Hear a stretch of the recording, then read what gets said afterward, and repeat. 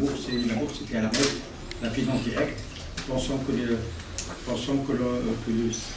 le système financier puisse être un système d'économie de marché, où la bourse va jouer un rôle très important. Donc on a mis toutes les réformes, il y a eu 3 lois, je crois, 3 textes juridiques sur la bourse entre 89 et 91, et on a oublié totalement le secteur bancaire, alors que l'on sait que le secteur bancaire constitue quand même 97% du financement de l'économie. La bourse, le financement des intermédiaires ne représente que 3%, et sur les 3%, il y a les 2 tiers, c'est l'État. C'est des émissions d'obligations de l'État, donc le secteur privé n'utilisait pas du tout. On a presque 3 décennies de réformes inachevées. Donc, ce qu'on a constaté, qu'il y a une mauvaise concurrence dans le secteur, il y a plein de banques, donc il y a 23 banques, mais on n'a pas vraiment une véritable concurrence. Il y a une mauvaise performance, donc on est loin des standards internationaux.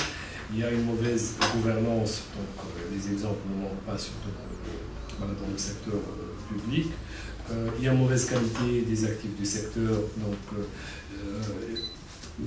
c'est le résultat bien sûr de la mauvaise gouvernance, mais aussi du choc de la révolution qui a fragilisé. Donc il faut vraiment réformer.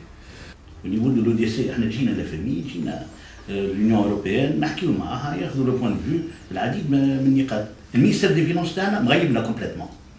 مغيب لا بروف كونه ما عادش بريسيبيتاسيون ولات ليجيرتي جمله. ليجيرتي انا ما نخلطش حتى الكاليفيكاتيف هذاك. Mais pratiquement, حتى كان ندخل au niveau du contenu de la loi, beaucoup de choses semblent être dépassées. Et la loi de 1965 en 2001, il a fallu attendre en 2001. En 2001, tu as 16 ans. Il y a eu un changement complet pratiquement de la société et surtout des mécanismes bancaires avec l'innovation du figurant. Le système bancaire dans le monde a travaillé sur la base de la loi Glass-Steagall Act en 1933 qui faisait une séparation hermétique entre les banques, qui faisait la différence entre la banque commerciale, la banque d'investissement et le courtage. Et pendant longtemps, et c'était clair. Pourquoi? Parce que c'était juste après la crise de 29 et il fallait absolument justement introduire ces dispositions-là pour des questions de gestion des risques. Il y a eu la circulaire 2011-06 qui a été une circulaire pour moi assez positive et assez innovatrice en matière de gouvernance en Tunisie. Elle a imposé un certain nombre de bonnes pratiques qui vont dans cette logique de bonne gouvernance et de transparence. Mais moi je crois que ce n'est pas uniquement une question de circulaire ou de loi, c'est aussi un état d'esprit.